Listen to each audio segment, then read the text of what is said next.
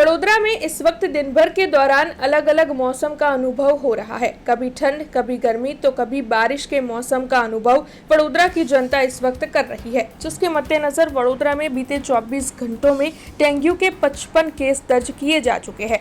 दरअसल एक ही दिन में डेंगू के इतने ज्यादा केस सामने आने को लेकर आरोग्य विभाग हरकत में आ गया है।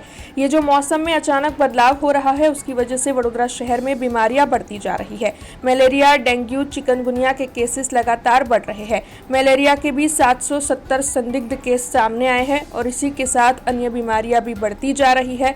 तब इस वक्त आरोग्य विभाग हरकत में है और एहतियातन कदम उठाते हुए लोगों को भी ध्यान रखने की अपील कर रहा है। तब इस बारे में एक एक्सपर्ट डॉक्टर ने ज्यादा जानकारी दी है। तो घड़ीમાં વરસાદ પડે છે, ઘડીમાં તડકો પડે છે અને રાત્રે ઠંડીનો અનુભવ થાય છે. એના લીધે ત્રણ ઋતુ ભેગી થવાના કારણે અત્યારે શરદી, ખાંસી અને વાયરલ ફીવરના કેસો વધી રહ્યા છે.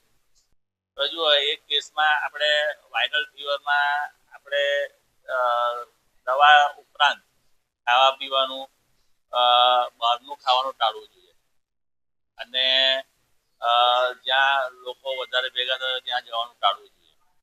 બધા ધૂળ ધુમાડાથી દૂર રહેવું જોઈએ અને માસ્ક પહેરવો જોઈએ. અત્યારે હવે ઓછા થઈ રહ્યા છે. અત્યારે પહેલા જે વધારે આવતા હતા, અત્યારે વાયરल કેસો ઓછા થઈ રહ્યા છે. हमसे जुड़े रहने के लिए हमारे YouTube चैनल को सब्सक्राइब करें और नई वीडियो की नोटिफिकेशन के लिए बेल आइकॉन को दबाएं।